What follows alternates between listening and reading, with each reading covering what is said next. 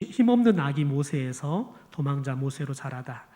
힘없는 아기 모세여서 도망자 모세로 자라다라는 제목으로 말씀을 나누겠습니다. 저희가 계속 출애굽기를 살펴보고 있는데, 지난주에는 히브리 남자 아이가 태어나면 나일강에 다 빠뜨려서 죽여라라는 바로의 명령이 내려오지요. 그러나 이런 바로의 명령이 내려온 상태에서 남자 아이였던 모세가 태어나게 되어집니다. 그런데 모세의 어머니는 바로 왕의 명령을 어기고 자신의 아들을 살리게 되어집니다. 왜 그렇습니까? 보았을 때 어땠다고요? 토부했다고 그랬어요. 하나님이 주시는 생명, 하나님이 주신 생명으로 보았다는 거예요. 그래서 하나님께서 주신 생명으로 보아서 이 아이를 살리는 것을 사명처럼 생각한 거죠. 그래서 모세의 어머니는 이 아이를 살리기 위해서 열심히 숨겨서 아이를 키웁니다. 그러나 어머니가 숨기는 방법으로는 오래 가지 못했습니다. 왜냐하면 아이가 크기 시작하니까 울음소리가 커지니까 자연스럽게 주변의 사람들에게 아이가 있는 게 들통이 나는 거죠. 그래서 모세의 어머니는 이 모세를 살리기 위해서 갈대 상자에다 모세를 담아서 나일강과 갈대 사이에다가 두게 되어집니다. 여러분, 그런데 특별히 모세를 담았던 이 갈대 상자를 우리는 테바라고 했습니다. 테바. 그런데 이 테바가 처음에 등장하는 게 노아의 홍수에서 노아가 방주를 만드는데, 이 방주를 테바라 이렇게 해요. 테바. 그러니까 갈대 상자와 노아의 방주는 같은 테바라는 거죠. 여러분, 그런데 우리가 노아의 방주를 통해서 알듯이 이 방주는 두 가지 역할이 있었습니다. 하나는 하나님께서 이스라엘 백성들을 구원하신다. 구원하심과 더 나아가서는 보호하심이라는 구원하심과 보호하심이라는 이 두 가지의 의미가 담겨 있는 게 테바입니다. 그러니까 갈대 상자는 하나님께서 구원하신다, 그리고 하나님께서 보호해 주실 것이라는 여러분 그 믿음이 담겨 있는 게 갈대 상자인 거지요. 따라서 여러분, 모세의 어머니 요게벳이 갈대 상자를 만들어서 모세를 이 갈대 상자에 담아서 테바에 담아서 나일강가에, 그것도 이 갈대 숲 사이에 두어서 물에 떠내려가지 않고 움직여도 크게 흔들려서 아이가 물에 빠지지 않도록 안전하게 갈대 사이에 두는 것, 그것은 모세의 어머니가 본인이 더 이상 아이를 지킬 수도 보호할 수도 없는 상황이 됐을 때 하나님께서 이 아이를 보호해 주시고 구원해 주시기를 원하는 믿음을 담아서 이 갈대 상자에 아이를 담아서 나일강에 둔 겁니다. 여러분, 실제로 하나님께서는 이 갈대 방주와 같은 이 테바에 담겨 있는 모세를 구원해 주십니다. 더군다나 여러분, 하나님께서 모세를 구원해 주는 통로로 사용하는 게 누구입니까? 히브리 남자아이가 태어나면 나일강에 다 집어넣어 죽여라 했던, 명령을 냈던 바로의 딸이었던 공주를 통해서 히브리 남자아이인 모세를 살려주시는 겁니다. 그러니까 하나님께서 완전히 반전의 역사를 이루는 겁니다. 만약에 여러분 바로의 공주가 아닌 다른 사람이 살렸다 그러면 모세는 온전하게 살릴 수가 없는 겁니다. 다시 말해서 온전하게 구원을 받을 수도 없고 완벽하게 보호를 받을 수도 없는 겁니다. 그런데 하나님께서는 바로의 공주를 통해서 그가 발견되게 하고, 더 나아가서는 보았을 때, 처음 아이가 보았을 때 우는 모습을 보니까 그 아이가 그냥 불쌍하게 보이는 겁니다. 그래서 그 아이를 자신의 아이로 삼게 되어지는 거죠. 그러니까 여러분, 공주의 아들이 되어버리는 순간 그 아들의 신분이 히브리인이든 애굽 사람이든 상관없이 누구도 건드릴 수 없는 권력자가 되어버리는 겁니다. 권력에 둘러싸여 있는 아이가 되어버리는 거예요. 그래서 하나님께서 완벽하게 구원을 이루고 완벽하게 보호해 주시는 것을 보게 되어집니다. 여러분, 우리는 오늘 이 말씀을 통해서 갈대 상자, 다시 말해서 이 갈대 테바가 어린 아이 하나 나일강에 띄어서 마음껏 마치 배를 띄우듯이 띄울 수 있는 그런 상자가 아닙니다. 아이가 조금만 움직여도 그냥 뒤집어져 버리고, 여러분 바람이 조금만 불어서 강에 물결이 조금만 요동만 쳐도 넘어져 버려서 아이가 죽을 수밖에 없는 보잘것없는 갈대 테바입니다. 그런데 여러분, 그런 갈대 테바에 믿음을 담아 하나님께서 구원해 주실 것이다, 하나님께서 보호해 주실 것이라는 믿음을 담아 여러분 그 보잘것없는 갈대 상자에 아들 모세를 담았을 때 하나님께서는 그 믿음대로 모세를 구원해 주시고 보호해 주시더라는 거예요. 여러분의 인생의 여정을 살아가면서 여러분은 하나님께서 여러분을 보호하시고 여러분을 구해 주신다는 신뢰를 얼마나 가지고, 어떤 일 속에서 그런 신뢰를 가지고 하나님을 의지한 적이 있으십니까? 더군다나 여러분에게는 어떤 갈대 테바가 있습니까? 하나님의 구원과 하나님의 보호하심을 의지해서 여러분의 가정의 문제를, 직장의 문제를, 자녀의 문제를 담아서 맡겨드릴 수 있는 갈대 테바가 도대체 무엇입니까? 여러분, 하나님께서는 우리가 갈대 테바에 담아서 하나님께 맡겨드리면 하나님께서는 반드시 구원해 주시고 더 나아가서 보호해 주신다 약속해 주십니다. 잠언 16장 3절에 보면 이렇게 말하죠. 너의 행사를 여호와께 맡기라. 그리하면 내가 경영하는 것이 이루어지겠다라고 약속하십니다. 그러니까 저와 여러분이 하나님께 맡기면, 우리가 맡기기만 하면 하나님께서는 반드시 우리가 행하는 모든 일들이, 우리가 마음으로 계획하는 모든 일들이 이루어지도록 하나님께서 우리의 걸음걸음을 인도해 주신다는 약속을 주신다는 거예요. 중요한 건 뭐냐면 저와 여러분이 하나님을 신뢰하는 것보다 더 중요한 것은 맡기는 거예요. 그런데 신뢰하지 못하면 맡길 수 없는 겁니다. 물론 하나님의 보호하심을 의미하는 갈대 상자에 담지 않은 채 그 밖에서도 우리는 당분간은 살 수 있습니다. 마치 여러분 물고기가 물을 따라서 떠나서 여러분 꽤 그래도 오랜 시간 물이 없어도 살 수 있듯이, 그러나 여러분 시간이 지나면 물고기를 떠난 물고기는 반드시 죽습니다. 왜냐하면 물이 물고기의 생명력이기 때문에 그렇습니다. 저와 여러분이 갈대 상자를 벗어나서 하나님 없는 삶을 살아도 살 수 있는 것처럼 보입니다. 마치 여러분 지금 여기 있는 꽃꽂이처럼, 이 꽃꽂이는 이미 생명의 근원인 뿌리로부터 끊어져 있습니다. 자신에게 생명력을 공급해주는 줄기로부터 완전히 뿌리와 줄기로부터 끊어져 있습니다. 그런데 우리 눈에 보기에는 멀쩡합니다. 일주일은 갈 겁니다. 잘 물 주고 해주면, 기온만 잘 맞춰주면 일주일 이상도 갈 겁니다. 꽃도 더 예쁘게 피울 겁니다. 그러나 여러분, 이것은 반드시 죽습니다. 이미 죽었습니다. 왜요?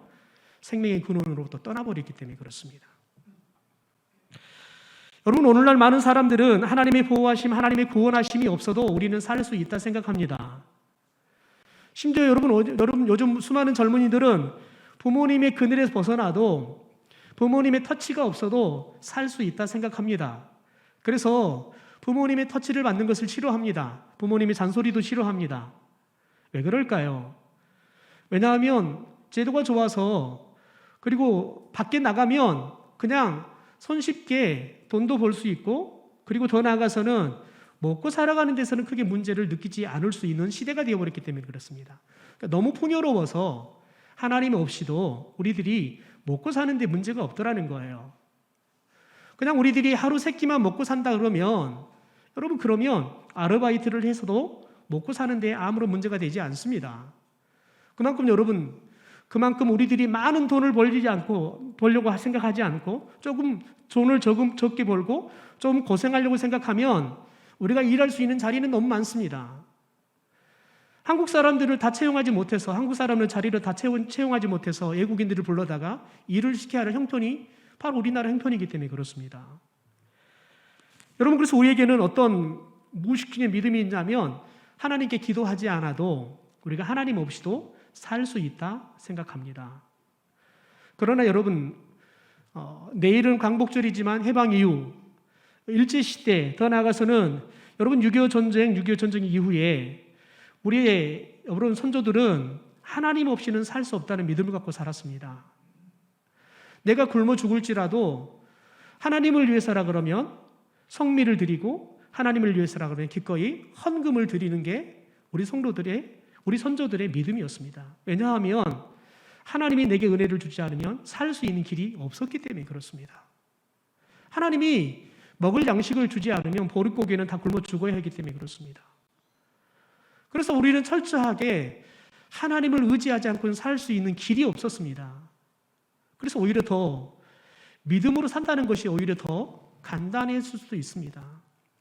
잠을 조금 덜 잘지라도 하나님 앞에 새벽부터 나와서 기도하고, 그것도 기도하더라도 5분, 10분이 아니라 1시간, 2시간 기도하고, 여러분 그러면서 아침밥도 걸러가면서 일을 해서 하루에 한 끼, 그 다음에 2끼 이렇게 먹고 살았던 게 우리의 선조들이었습니다. 여러분 그들은 부족함 속에서도 하루 3끼를 다 해결할 수 없지만 그럼에도 불구하고 그들은 하나님 없이는 살 수 없다는 믿음이 있었습니다. 그러나 오늘날 하나님께서 이런 믿음의 나라에 축복을 주셔서 여러분 우리들이 먹을 거 걱정할 거 없고 당장 잘자리 걱정하지 않고 우리의 걱정은 어떻게 하면 조금은 더 많은 돈을 벌어볼까, 조금은 더 큰 집에 살아볼까, 어떻게 하면 조금 더 편하게 살아볼까 걱정이지, 당장 오늘 다음 끼를 어떻게 먹고 살까 그런 걱정이 없는 시대를 살고 있다는 거예요. 그런데 문제는 뭐냐면 우리에게 은과 금은 부유하게 됐는데 정작 예수 그리스도의 이름의 권세가 없어져 버렸다는 겁니다. 이게 여러분 우리에게는 위기라는 겁니다. 그러나 여러분 성경은 오늘 우리에게 말합니다. 하나님 없이는 결코 살 수 없다는 거예요. 우리에게 물질이 있고 우리에게 세상에 걱정할 것도 없는 그런 시대에 풍요롭게 살아가지만 하나님 없이는, 믿음 없이는 살아갈 수 없다는 게 성경의 답인 겁니다. 하나님을 알지 못하는 세상에서 하나님 백성으로 살아가기 위해서는 여전히 하나님의 도우심이 절대적으로 필요하다고 말합니다. 마치 여러분 이스라엘 백성들이 출애굽한 이후에 40년 동안 광야를 살아갑니다. 그런데 출애굽에서 자유의 몸이 되지만 중요한 건 뭐냐면 40년 동안의 이 광야 생활, 하나님의 도우심이, 하나님의 보호하심이, 하나님의 구원하심이 단 한순간도 그들과 함께 하지 않으면 그들은 죽었습니다. 자유의 몸이 됐지만 이제는 노예가 아니라 하나님의 백성으로 새로운 삶을 시작됐지만 중요한 건 뭐냐면 이 40년의 광야 생활이 하나님께서 그들에게 이 광야라는, 또 하나님께서 만나온 메추라기라는, 더 나아가서 구름 기둥과 불 기둥이라는, 하나님께서 반석에서 샘물을 주시는 여러분 한 벌의 옷으로 40년을 살아도 떨어지지 않고 헤어지지 않고 샌들을 신고 걸어가도 발이 여러분 부르트지 않는 안전한 삶을 살 수 있었던 건 뭐냐면 하나님께서 그들에게 이 갈대 테바를 계속해서 줬기 때문에 그렇습니다. 만나와 메추라기가 갈대 테바였고요, 불기둥과 구름 기둥인 그들에게는 갈대 테바였다는 거예요. 그래서 여러분 이걸 통해서 하나님께서 그들을 인도하셨어요. 하나님께서 낮에는 더위로부터 그들을 보호해 주시고 저녁에는 추위로부터 그들을 보호해 주셨어요. 여러분 그들이 광야에서 농사를 짓지 않습니다. 40일 동안 단 한 번도 농사를 짓지 않습니다. 그런 단 한 번도 굶주려 본 적이 없습니다.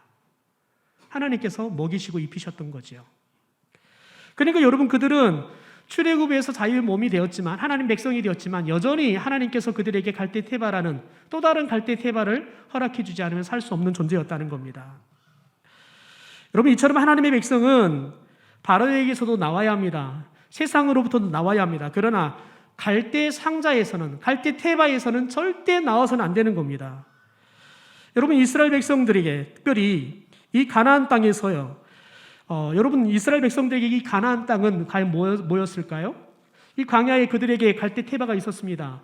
만나 메추라기도 있었다 그렇다면 가나안 땅은 이스라엘 백성들에게 뭐였을까요?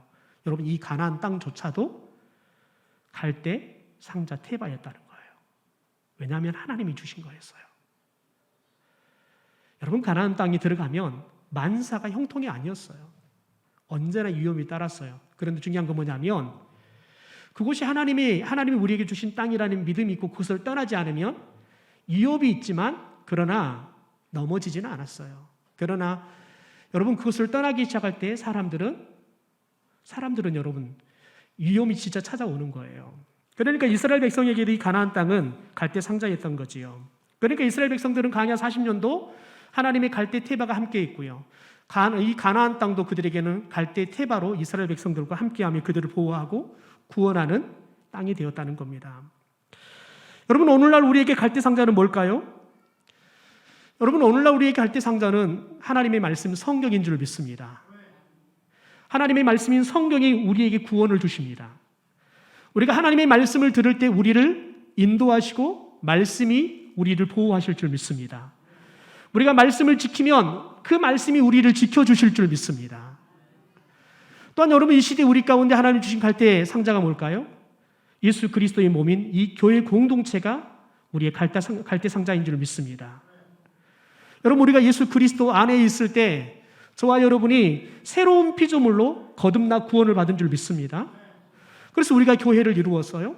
이 교회를 통해서 여전히 우리가 만민에게 가서 복음을 전해서 수많은 사람들이 우리를 통해 구원의 소식을 듣고 교회의 사역을 통해 그들이 예수 그리스도를 만남으로 구원받기로 원하십니다. 또한 여러분, 교회 사역을 통해서 여전히 보호를 받기로 원합니다. 미국에 가면 달라스에 세미한 교회가 있습니다. 세계에서 미국에서 한국을 그리스도께 돌아오자는 비전을 가지고 세미한 교회가 세워졌는데요.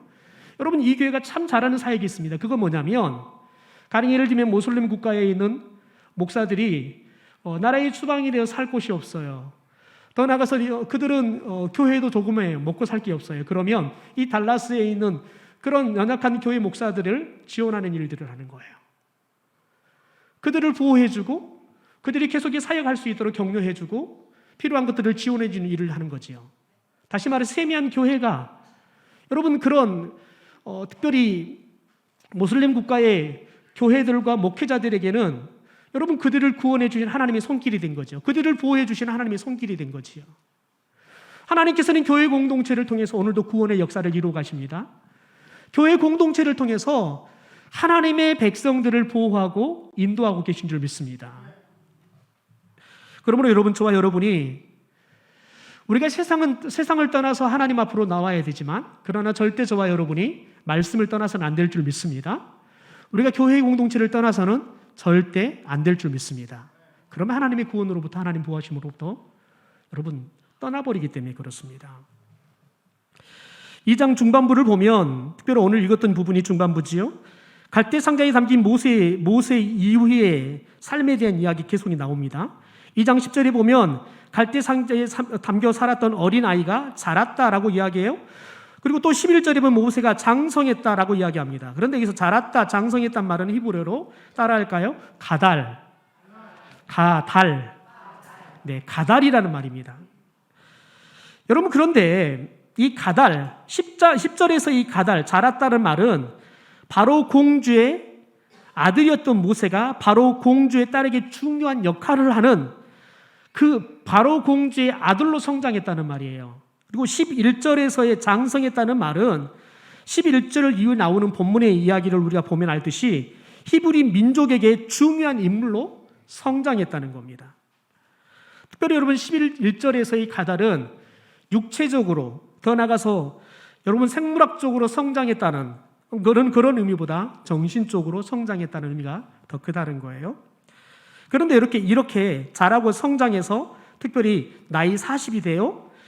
모세가 나이 40이 되니까 무엇을 합니까? 11절에 보니까 자기 형제 히브리인들에게 나갔다라고 이야기해요. 히브리인들을 나의 형제라고 이야기를 해요. 그리고는 그들이 고되게 노동하는 것을 봅니다. 여러분, 모세는 히브리인을 자기 형제들하고 인식하는 것들을 오늘 말씀에서 자기 형제다라고 기록하면서 우리에게 알려주는데요. 실제 여러분, 모세가 어떻게 히브리인들을 자기 형제라고 인식하게 됐는지에 대해서 성경은 정확하게 기록을 하지 않습니다.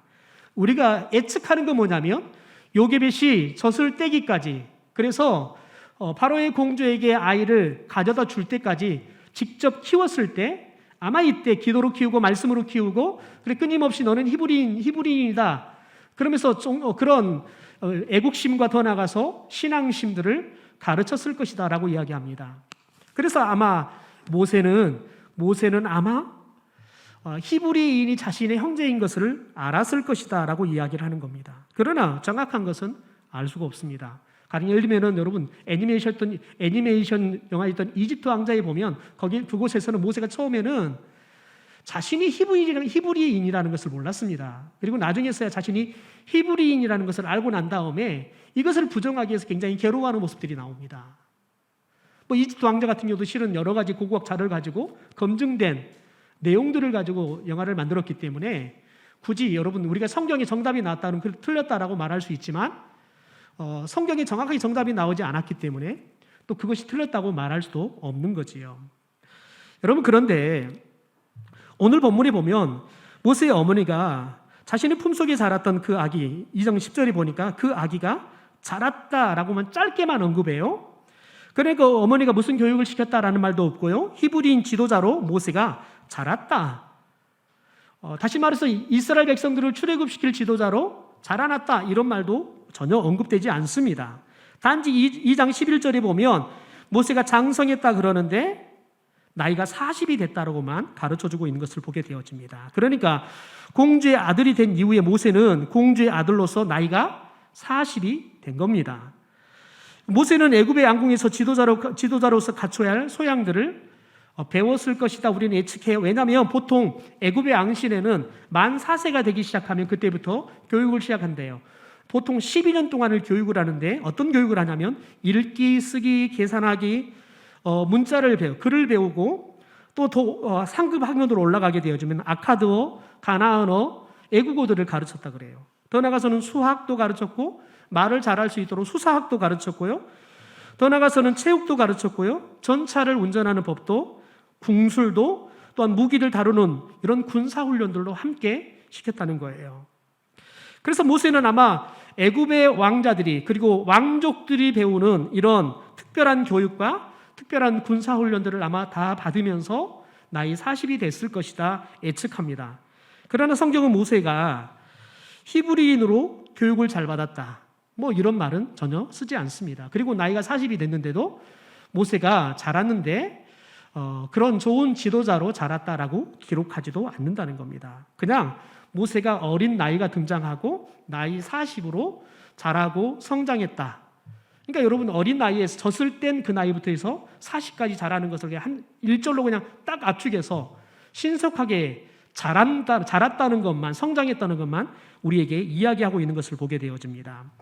여러분 그런데 모세가 이제 나이 40이 되고 난 이후에 하나의 사건을 경험하게 되는데 오늘 우리가 읽던 말씀이 이 사건에 대해서 이야기를 하고 있습니다. 그럼 모세가 자기 형제였던 히브리인들에게 나아가요. 그리고는 그들이 고통스럽게 노역하는 것을 봅니다. 우리 11절의 말씀을 같이 한번 읽어보시죠. 시작. 모세가 장성한 후에 한 번은 자기 형제들에게 나아가서 그들이 고되게 노동하는 것을 보더니 어떤 애굽 사람이 한 히브리 사람 곧 자기 형제를 치는 것을 본지라. 여러분들 여기서 보다란 말이 두 번 나와요. 고되게 노동하는 것을 보더니 하고 자기 형제를 치는 것을 본지라. 여러분 그런데 여기서 보다라는 히브리어가 뭐냐면 따라할까요? 라하. 여러분 이 나라는 말은 단순하게 이렇게 봤다라는 게 아니에요. 관심을 가지고 집중해서 보는데 어디까지 보냐면 상대방이 고통하는데 그 고통까지 느끼는 거예요. 상대방이 아파하면 그 아픔까지 느끼는 거예요. 그러니까 보고만 있는 게 아니라 그냥 고통스러워하면 매를 맞아서 아파하면 쫓아가서 얼마나 아프냐 그러면서 만져주는 거예요. 넘어지면 일으켜주는 거예요. 그러니까 여러분 여기서 봤다는 것은 모세가 그냥 보고 저렇게 고생스럽게 일하고 있구나 매를 맞구나 이 정도가 아니에요. 저들의 아픔들, 저들의 고통들을 다 몸으로 느꼈다는 거예요. 여러분 근데 굉장히 중요해요. 이 말이 왜 중요하냐면 모세가 이렇게 히브리인들에 대해서 관심과 집중력을 가지고 자신의 감정까지 다 동원해서 보았다는 거예요. 느꼈다는 거예요. 여러분 그러니까 어떤 일들이 일어납니까? 여러분 자신의 형제를 위해서 가서 싸우는 일이 벌어지는 겁니다. 여러분 그런데 특별히 모세가 보았다 이 말이 우리가 읽지 않았지만 2장 25절 마지막 보면 하나님께서 이스라엘 자손을 보셨다라는 말이 나오는데요. 여러분 거기에 하나님께서 이스라엘 자손을 보셨다 이 말이 똑같이 라로 나와 있습니다. 라로. 그러니까 모세가 하나님의 여러분 긍휼을 가지고 봤다는 거예요. 하나님의 사랑을 가지고 봤다는 거예요. 하나님의 마음을 가지고 봤다는 거예요. 여러분 그런데 우리가 모든 관심, 집중력 그리고 더 나아가서는 감정까지 다 느끼고 여러분 같이 해주는 걸 그것을 한 단어로 이야기한다 그러면 체휼이라는 단어로 이야기할 수 있어요. 체휼. 채울이라는 말이 뭐냐면 처지를 이해하고 가볍게 여기는 거예요. 상대방의 처지에 대해서 내가 너무 잘 아는 거예요. 마치 가부의 처지는 여러분 호라비가 잘 알고 호라비의 처지는 가부가 잘 알잖아요. 그러듯이 상대방의 처지를 너무 잘 알고 이해해 주는 거죠. 그리고 가볍게 여겨주는 거죠. 여러분, 그런데 예수님께서 우리를 채울해 주시고 계십니다. 우리 히브리서 4장 15절의 말씀, 우리가 지금 개혁 개정을 보고 있는데 개혁 성경에 보면 이렇게 말을 합니다. 우리에겐 대지사장은 우리의 연약함을 채울하지 아니하는 자다라고 이야기해요.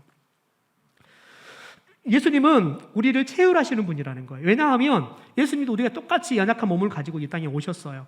우리가 똑같이 피곤함도 느껴봤고 배고픔도 느껴봤고 서러움도 느껴봤고 고생도 해봤어요. 잠도 못 자봤어요. 가난도 해봤어요. 그러니까 우리의 사정이 다 아시는 거예요. 그래서 우리의 연약함에 대해서 그분은 채울하신다는 거예요. 그래서 예수님께서는 우리를 다 이해하시는 거예요. 그래서 예수님은 저와 여러분이 수고하고 무거운 짐을 갖고 있으면 어떻게 하라고요? 예수님께 나오라는 거예요. 예수님께 나오라는 거예요. 예수님이 너 마음 다 이해해 준다는 거예요. 내가 너의 그 무거운 짐들을 어떻게 하면 내려놓을 수 있는지 나한테 알고 있어. 내가 짐을 내리고 치게 해줄 거니까 와 라고 이야기하는 거예요. 여러분, 여기서 모세가 봤다는 것은 그냥 보고 고통스럽구나 힘들구나 난 게 아니에요. 가서 그 문제를 해결해 주려고 하는 거예요. 여러분, 그 하나님의 그 보심이 지금도 이 시간 저와 여러분을 보고 계신 줄 믿습니다. 그 채울하심의 은혜가 저와 여러분 가운데 지금도 있는 줄 믿습니다. 여러분, 그런데 모세가 보게 된 또 하나의 구체적인 장면이 나옵니다. 그것은 뭐냐면 애굽 사람이 히브리 사람 자신의 형제를 때리는 겁니다. 때리는 걸 봤어요. 그런데 여기서 때리다 이게 뭐냐면 나가란 말이에요. 히브리어로 나가란 말이에요. 여러분, 그런데 그 행동을 보고 난 다음에 모세가 좌우를 살펴요. 그래서 사람이 없는 걸 보고는 이제는 뭐라고 말을 하냐면 말을 한 게 아니라 가서 그 자신의 형제를 때렸던 애굽 사람을 가서 쳐 죽여요. 여기서 쳐 죽였다 말이 나가예요. 그러니까 모세가 지금 자신의 형제를 때리는 그 애굽 사람이 때리는 여러분 그 고통만큼 본인도 자신의 형제들을 위해서 자신의 형제들을 때리는 그 애굽 사람을 쳐서 죽이는 거예요. 똑같이 대해주는 거지요. 여러분, 이게 무슨 말입니까? 모세가 형제들과 동질감을 가졌다는 거예요. 이신전심을 가졌다는 거예요. 여러분, 이게 채우라는 방식이라는 거예요. 여러분, 저와 여러분이 하나님의 채울함을 받는다는 것은 하나님은 단순하게 너가 죄를 지어서 그냥 너가 죄 때문에 괴로워하고 그러다 지옥 가겠구나 하는 게 아니에요. 하나님은 구체적으로 우리의 이 죄 문제를 해결하기 위해서 직접 우리처럼 내려오시는 거예요. 우리처럼 고통을 당하시는 거예요. 우리가 겪어야 할 십자가의 고통을 그분이 직접 겪으시는 거예요. 그리고 죽으시는 거예요. 그리고 우리를 살리시는 거죠. 우리의 문제를 그분이 직접 해결해 주시는 거예요. 똑같은 값을 지불하시고 해결해 주시는 거지요. 그래서 여러분, 예수님은 내가 너희를 사랑하는 것처럼 너도 서로 사랑하라라고 이야기하는 거예요. 내가 너를 사랑해서 사랑한 것처럼 너도 너 자신을 사랑한 것처럼 너 이웃을 사랑하라고. 내가 사랑하는 너를 너가 사랑하는 것처럼 너 자신처럼 너 이웃도 사랑하라는 거예요. 여러분, 그런데 모세가 중요한 건 뭐냐면 자신의 형제를 위해서 채울을 느끼고 가서 똑같이 쳐 죽여요. 그런데 형제를 여러분 구원해 줄 것 같았는데 구원을 할 수 없어요. 자신이 애굽의 왕자가 되어서 권력도 있고요. 배경도 있고요. 힘도 있어요.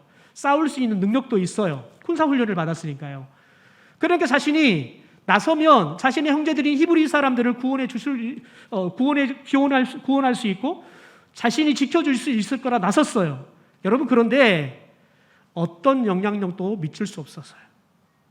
오히려 자신의 형제들은 자신을 싫어해요. 무서워해요. 저 애굽 사람을 죽이는 것처럼 우리를 죽이려고 하느냐라고 공격해요. 심지어 여러분, 오히려 이제 형제들을 구원하는 사람이 되는 것이 아니라 살인자가 되고요. 심지어 자신의 이 살인을 숨기기 위해서 여러분 시체를 모래석에 파묻어 버려요. 시체를 유기하는 거예요.